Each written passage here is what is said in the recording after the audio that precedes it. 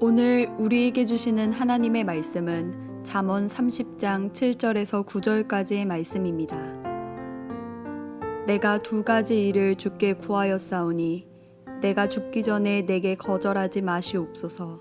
곧 헛된 것과 거짓말을 내게서 멀리 하옵시며 나를 가난하게도 마옵시고 부하게도 마옵시고 오직 필요한 양식으로 나를 먹이시옵소서.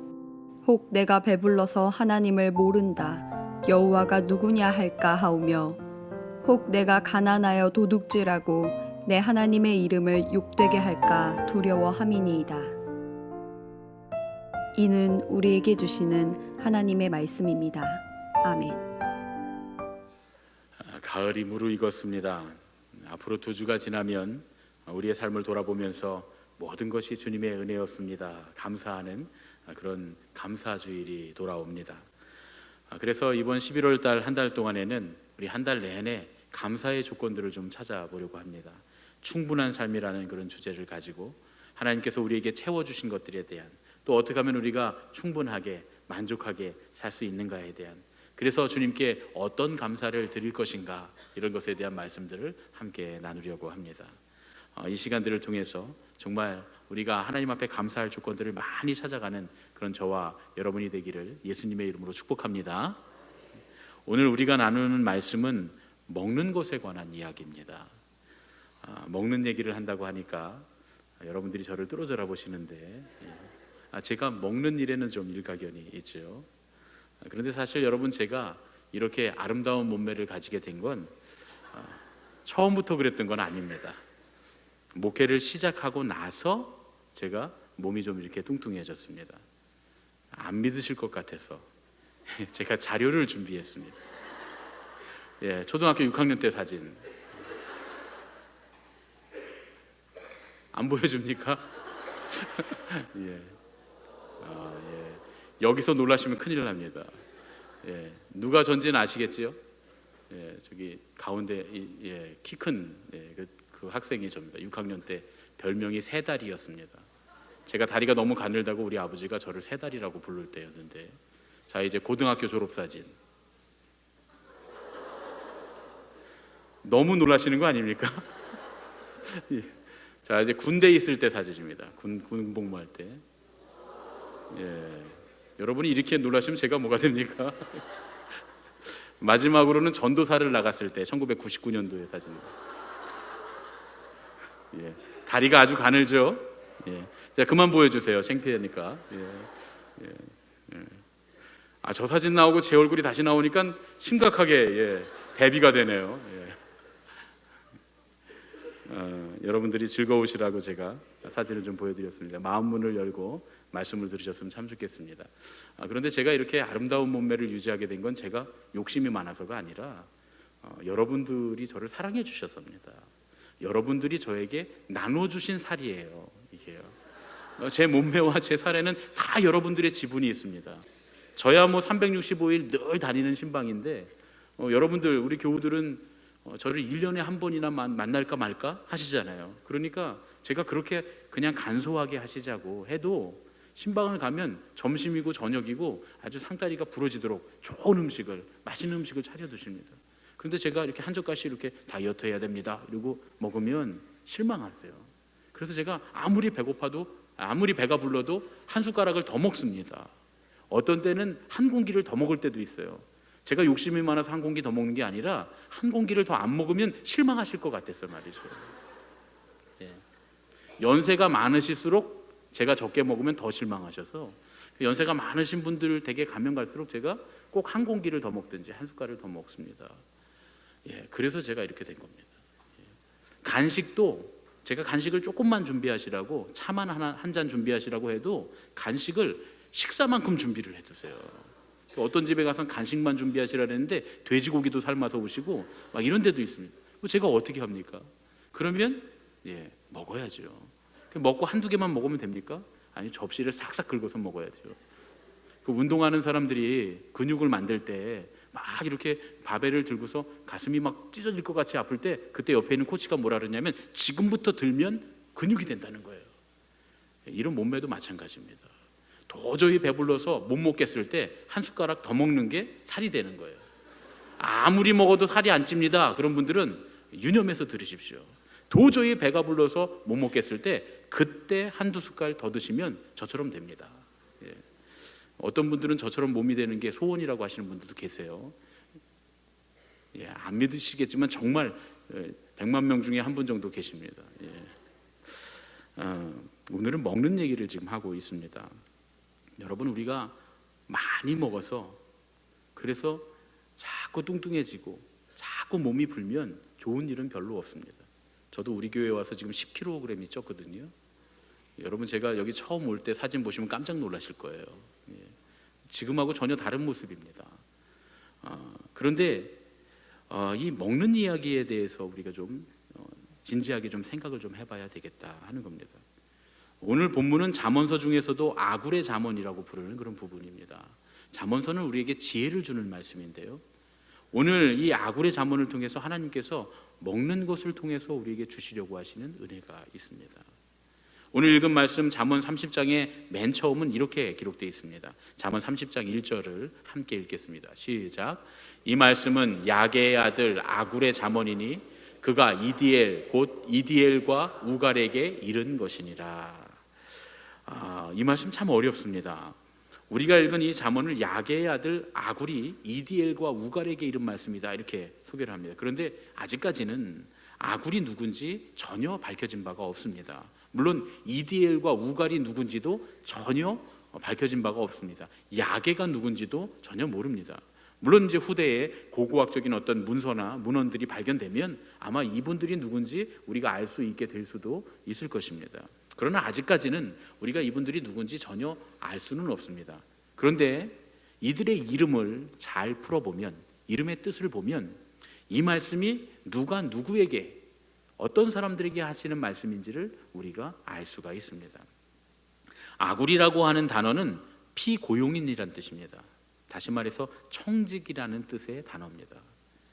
그리고 이 아굴이라고 하는 말을 파자를 해서 그 글자로 문장으로 만들어서 풀이를 해보면 나는 나그네다 이런 뜻입니다. 자기의 삶을 나는 나그네다, 나는 청직이다 라고 말하는 것, 이것은 이스라엘 민족의 조상들에게서 흔히 볼 수 있는 그런 삶의 고백이었습니다. 아브라함도 나그네라고 했고요, 이삭도 나그네의 삶을 살았고 야곱도 나그네의 삶을 살았다 이렇게 고백합니다. 그러고 보면 성경에 나오는 많은 인물들이 나그네의 삶을 살았습니다. 모세도 나그네의 삶을 살았고 예수님도 나그네의 삶을 사셨고 사도 바울도 나그네 살이를 했습니다. 따지고 보면 이스라엘 된 사람 모두는 다 나그네였습니다. 유목민으로 나그네로 살았습니다. 그러니까 오늘 본문의 주인공인 아굴의 가르침에서 우리는 하나님의 백성, 이스라엘 된 사람들, 우리말로 하면 예수님의 가족들이라면 어떻게 살아야 하는가, 그들이 지녀야 할 삶의 지혜가 무엇인지를 우리에게 가르쳐 주시는 말씀이다, 그렇게 볼 수가 있습니다. 아굴이 야게의 아들이다 라고 하는 이 설명을 들여다보면 이 말씀이 이 뜻이 이렇게 해석하는 것이 맞겠다라고 또 우리가 알 수 있습니다. 히브리어로 야게라고 하는 말은 순종이란 뜻입니다. 순종. 그런데 이 말도 문장으로 해석해 보면 야게, 야외 카도시, 야외 코데시, 여호와는 거룩하시다라는 말입니다. 그러니까 다시 말해서 야게의 아들 아굴이라고 하는 말의 뜻은 하나님께 순종하는 청지기 또는 하나님을 거룩하시다고 고백하는 나그네라는 뜻입니다. 이스라엘 백성을 은유적으로 설명해 내온 그런 말씀입니다. 하나님의 백성이라면, 예수님의 가족이라면 이렇게 살아야 한다라는 뜻입니다.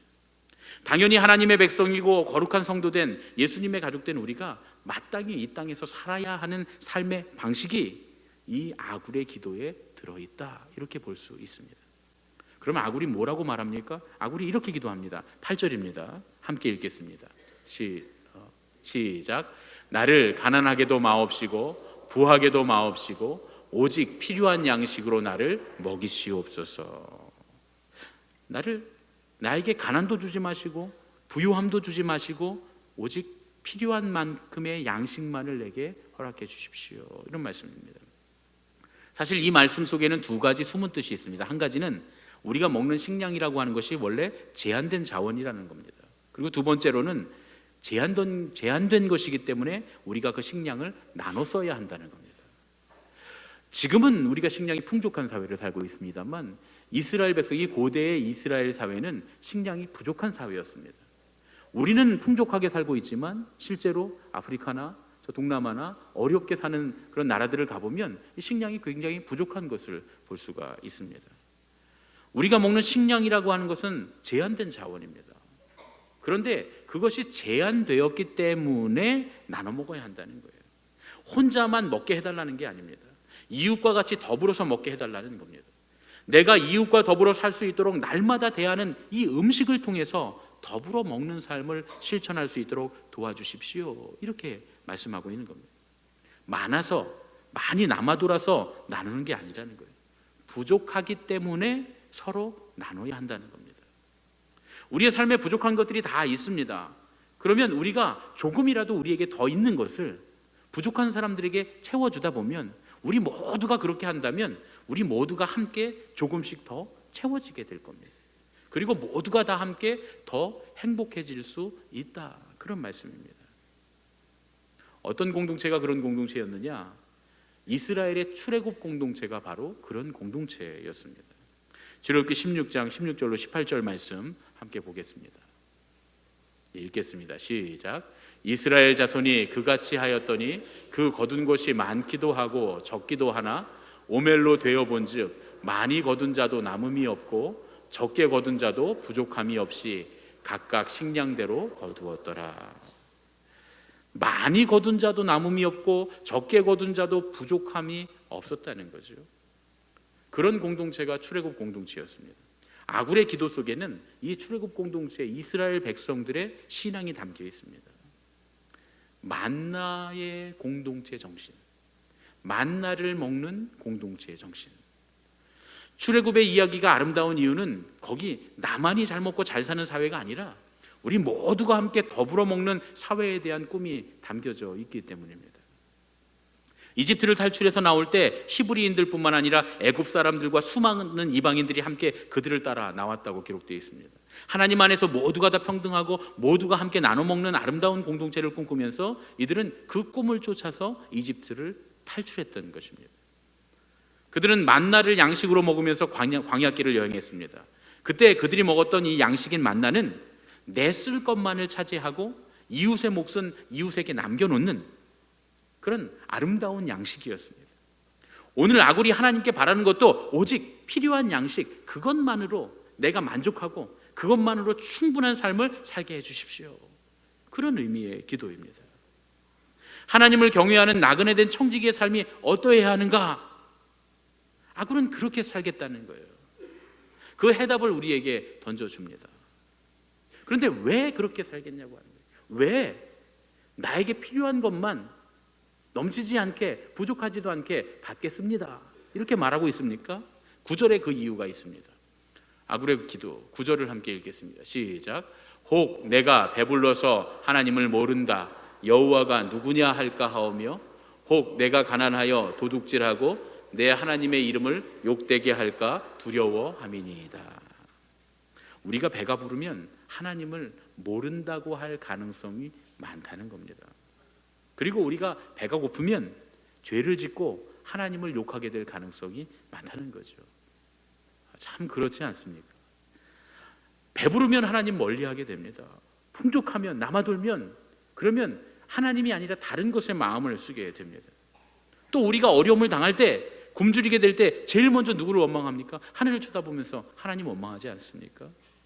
그렇기 때문에 나의 먹을 것을 남은 것을 덜어서 부족한 사람들에게 나누어 주는 일은 굉장히 중요한 일입니다. 왜냐하면 우리가 남아서 배불러서 하나님을 못 본 채 하는 사이에 우리가 나누지 않았기 때문에 배고파하면서 하나님을 원망하는 사람들이 생길 수 있기 때문입니다. 만약에 그렇다면 먼 훗날 주님께서 우리에게 이렇게 말씀하실 겁니다. 너희는 내가 목마를 때 마실 것을 주지 않았고 내가 줄일 때에 먹을 것을 주지 않았다. 웰컴 투 동막골의 나오는 그 영화에서 북한군 장교가 촌장에게 묻는 장면이 있습니다. 저도 참 감명 깊게 본 장면인데, 그 북한군 장교가 그 촌장에게 이렇게 묻습니다. 동무, 위대한 영도력의 비결이 뭡니까? 이렇게 묻습니다. 그랬더니 촌장님이 이렇게 대답합니다. 뭘 좀 많이 먹여야지 뭐.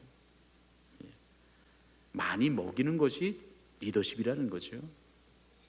예전에는 많이 먹이는 것이 리더의 조건이었습니다. 물론 지금도 다르지 않습니다. 아무리 정치를 잘하고 좋은 일들을 많이 해도 백성들의 삶이, 우리 국민들의 삶이 피폐하고 가난하고 경제가 어려워지면, 그러면 좋은 리더라고 말하기가 참 어렵습니다.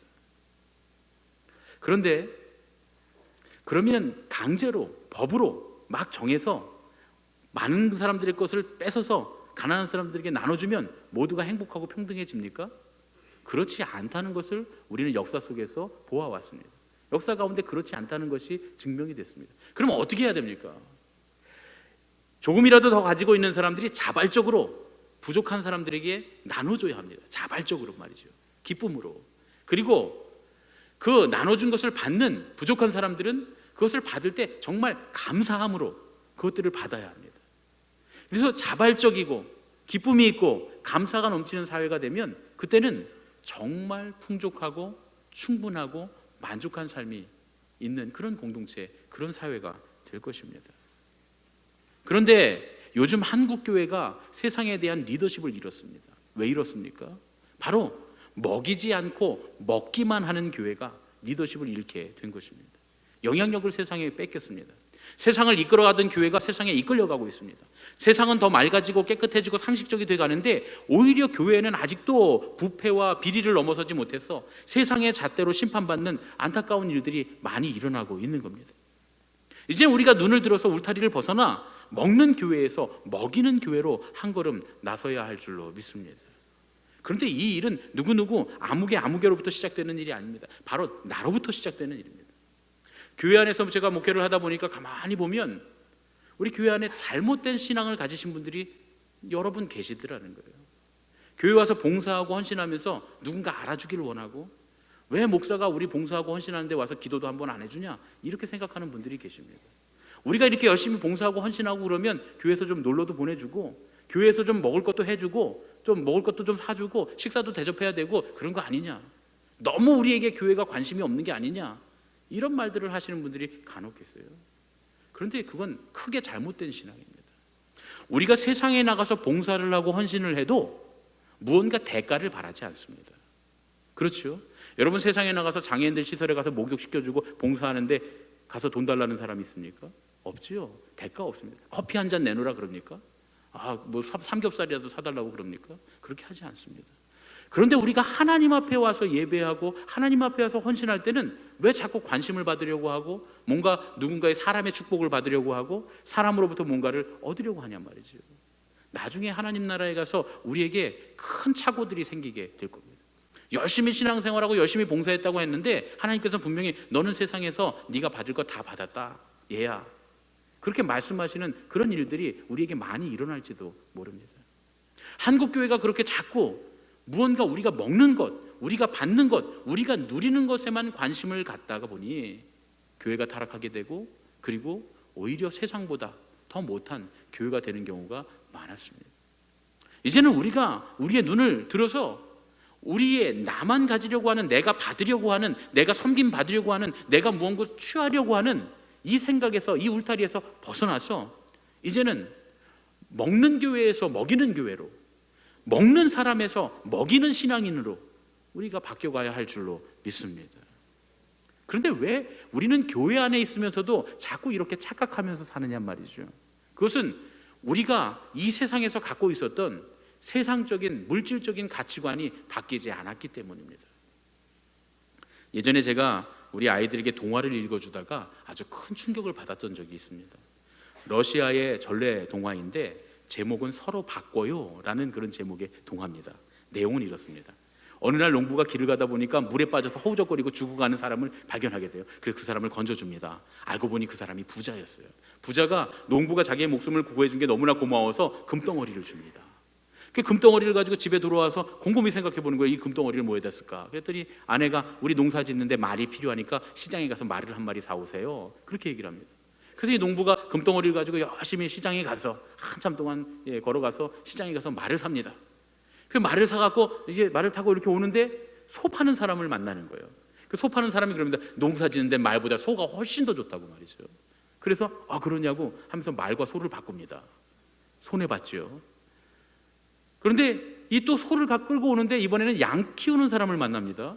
이 양 키우는 양치기가 뭐라 그러냐면 이 양을 잘 키우면 양 털도 깎아서 이 양털로 옷도 해 입고 참 좋다는 거예요. 그 양 젖도 이렇게 먹고 그러니까 참 좋으니까 양하고 소하고 바꾸자 그러니까 이 농부가 아유 그거 좋겠다 그러면서 양하고 소를 바꿉니다.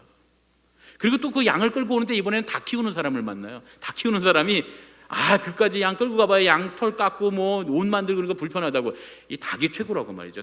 닭이 매일 아침마다 알을 2개씩 낳는데 그거 매일 아침 계란을 먹을 수 있다고 말이죠. 그러니까 아내랑 둘이서 매일 아침 계란을 하나씩 먹으면 참 좋겠다. 그리고 양과 닭을 바꿉니다. 그 닭 2마리를 끌어안고 오다가 이번에는 바늘 파는 사람을 만나요. 바늘 파는 사람을 만나서 바늘 파는 사람이 그 닭보다 이 바늘이 더 좋다고 말이죠. 부인이 훨씬 좋아할 거라고. 이 바늘로 옷도 꿰매고 또 가죽도 꿰매고 신발도 꿰매고 이게 쓸모가 너무 많고 이 바늘은 귀한 거니까 바꾸자 그럽니다. 그러니까 농부가 혹해서 바늘하고 닭 2마리를 또 바꿉니다. 그리고는 바늘을 들고 신나게 아내가 좋아하겠지 하고 오다가 바늘을 떨어뜨려요. 그 바늘을 잃어버립니다. 못 찾아요. 그리고는 이제 해가 뉘엿뉘엿 져서 깜깜한데 집에 들어갑니다. 집에 들어가서 이제 큰일 났죠. 아내에게 다 얘기하는 금덩어리를 갖고 왔는데 가서 말하고 바꿨다가 소랑 바꿨다가 양이랑 바꿨다가 닭이랑 바꿨다가 바늘이랑 바꿨는데 잃어버렸다고 말이죠. 자초지종을 다 이야기합니다. 그리고 이제 마지막 장을 제가 딱 넘긴 거예요. 마지막 장을 딱 넘겼는데 마지막 장이 이렇게 끝납니다. 건강히 돌아왔으니 감사해요. 여보, 씻고 맛있는 저녁 드세요. 동화가 정말 이렇게 끝났어요. 제가 한참 동안 그 동화를 쳐다봤어요. 충격을 받았어요. 분명히 이거는 홀딱 벗겨서 쫓겨나거나 분명히 뭔가 사단이 일어나겠다라고 생각을 했는데 이 아내는 금덩어리 잃어버린 것보다 남편이 건강하게 저녁에 들어온 것이 더 감사하다는 거예요. 금덩어리는 잃어버렸어도 건강히 돌아왔으니까 하나도 아깝지 않았던 거예요. 얼마나 놀랍습니까? 제가 한참을 보면서 멍하니 있다가 무슨 생각을 하게 됐냐면 충격을 받게 됐어요. 정말 손톱만큼도 이 결론에 대해서 예상을 못했거든요. 도대체 이 결론이 어떻게 끝날까 하고 마지막 장을 넘겼는데 제가 생각하지도 못했던 결말이 있었습니다. 그리고 제가 생각했어요. 언제부터인지 모르게 세속적인 이익 얻는 것을 중요하게 생각하고 있던 그 제 모습에 내가 그렇구나 하고 스스로 깜짝 놀라게 됐습니다. 건강히 돌아왔으니 감사해요. 씻고 맛있는 저녁 드세요. 물론 이 세상에서 우리가 먹고 사는 문제가 중요하지 않은 것 아닙니다. 우리에게 무언가 필요할 때 그것을 채우는 것이 중요하지 않다는 것이 아닙니다. 필요한 양식을 먹는 건 죄가 아닙니다. 오히려 필요한 양식들을 즐겁게 누리는 것이 더 좋습니다. 사도 바울이 세상의 만물이 선함에 감사로 받으면 버릴 것이 없다고 그랬습니다. 그래서 세상을 누리는 것은 좋은 일입니다. 어떤 분들은 맛있는 음식점 찾아다니면서 음식 먹고 또 음식 막 요리법 배워갖고 맛있게 만들어 먹는 거 그거 하나님의 사람들 하지 말아야 된다고 말하는데 저는 반대입니다. 그렇게 말하시는 분들은 맛없는 음식만 드시러 다녀야 되는 거예요. 그렇죠? 맛없는 음식만 드셔야 되는 거예요. 아니요, 하나님은 우리에게 베풀어 주셨으니까 기왕이면 맛있게 똑같은 7,000원짜리 점심을 사 먹더라도 기왕이면 맛있는 집에 가서 여러분 즐겁게 드십시오. 좋은 일입니다. 그러나 내 먹을 것을 양보하고 내가 누릴 것을 양보하는 것, 나에게 조금이라도 남는 것을 다른 사람들을 위해서 남겨두고 그들에게 베푸는 것, 그건 훨씬 더 좋은 일입니다. 그래서 주님께서 뭐라고 말씀하십니까? 사람이 떡으로만 사는 것이 아니라 하나님의 말씀으로 살아야 한다고 말씀하신 겁니다. 떡으로도 살아야 하지만 동시에 하나님의 뜻, 더 나은 가치를 항상 바라보고 살아야 한다. 그것이 하나님께서 우리에게 원하시는 것입니다. 떡 때문에 더 나은 가치를 버리는 어리석은 사람은 결코 하나님을 경외하는 나그네 된 청지기가 될 수 없다. 그런 말씀입니다. 여기에 충분한 삶, 만족한 삶의 비밀이 숨어 있습니다. 자기 먹을 것만을 위해서 사는 사람에게는 절대로 만족함이 없습니다. 더 많이 취하고 더 많이 모으고 더 많이 움켜져도 절대로 충분하지 않습니다. 그러나 더 나은 가치를 위해서 나의 것 이상을 취하지 않고 다른 사람들의 필요를 위해서 남겨두는 것, 흘려보내는 것, 거기에 진짜 만족함과 충분한 삶이 들어있습니다. 물론 이 원리는 먹는 음식이나 물질적인 가치에만 해당되는 건 아닙니다. 때로는 마음의 여유를 나눠주는 거, 따스한 보살핌을 제공하는 거, 한마디 더 들어주고 한 번 더 용납해주고 한 번 더 포용해주는 모든 일들이 이 아굴이 생각한 필요한 것만을 취하고 다른 이들의 필요를 위해 남겨두고 나눠주는 이 법칙에 해당되는 일들이 될 수 있습니다. 얼마 전에 제 아내와 우리 아이들과 함께 서점에 다녀온 적이 있습니다. 그 광화문의 교보문고에 다녀왔는데 마침 그 교보문고 근처에 KT 건물이 있거든요. 제 친구가, 아주 친한 친구가 거기 근무를 합니다. 그래서 제가 근처에 다녀가면서 전화 한 통 안 하면 섭섭해해요. 초등학교 1학년 때부터 친구거든요. 같은 반이었어요. 그래서 제 중마고 가장 친한 친구입니다. 그래서 제가 전화를 걸었어요. 우리 교보문고에 왔어. 너 생각나서 내가 전화했어. 그랬더니 저한테 마침 잘 됐다 그러는 거예요. 그래서 제가 뭐가 마침 잘 됐냐고 하니까 이렇게 말했습니다. 내가 올해는 사랑하는 사람들을 대접하는 해로 정했는데 마침 잘 됐다, 이러는 겁니다. 그러면서 광화문에 있는 자기가 자주 가는 단골 카페에 직접 전화를 걸어서 음료수 4잔 그리고 조각 케이크를 예약을 해줬습니다. 그래서 KT의 아무아무 저 부장 그 이름으로 달아놨으니까 아무아무 부장 손님입니다 이러면 그거 준다는 거예요. 그리고 또 내가 지금 데스크에 이 교보문고 데스크에 네 이름으로 책을 예약해놨으니까 받아가라는 거예요. 그래서 제가 가서 오태현입니다 그랬더니 두꺼운 책을, 좋은 책을 선물로 주더라고요. 그 책 한 권 받아가지고 우리 가족들 함께 좋은 시간을 가졌습니다. 친구는 뭐 바이어랑 꼭 만나야 되는 일이 있다고 나올 수 없다고 그래서 만날 수 없다고 다른 곳에 나가 있다 그래서 친구는 못 만났지만 우리 가족은 덕분에 아주 즐겁고 행복한 시간을 가졌습니다. 내가 올해는 사랑하는 사람들을 대접하는 해로 정했는데 정말 잘 됐다, 마침 잘 됐다. 이 가을에는 내가 사랑하는 사람들에게 혹은 우리 교우들에게 혹은 도움이 필요한 사람에게 선물을 주는 그런 가을로 정했는데 마침 잘 됐네요, 이렇게 말할 수 있는 우리가 됐으면 참 좋겠습니다. 이 무르익어가는 가을에 우리도 그럴 수 있었으면 좋겠습니다. 뭐 대단하고 엄청난 것을 나누자는 얘기가 아닙니다. 우리의 마음을 나누고 우리의 삶을 나누고 작은 것 하나를 우리 이웃들과 나눌 수 있는 것, 필요한 사람들을 위해 내 것 남겨두는 것, 필요한 사람들을 위해 흘려줄 수 있는 것, 그러면 우리에겐 참 만족한 삶, 충분한 삶이 오게 될 줄로 믿습니다.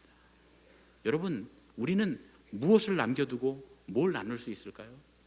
이 가을에 나는 뭘 남겨두고 뭘 나눠줄 수 있을까요? 우리가 그렇게 할 수 있으면 저와 여러분의 마음도 우리의 삶도 충분하고 만족한 삶이 될 줄로 믿습니다. 우리 옆에 계신 분들과 이렇게 인사하겠습니다. 남겨둡시다, 나눠줍시다. 할렐루야. 우리 시간에 함께 감사 찬송, 날고 나신 주 감사 함께 찬양하고 봉헌하겠습니다.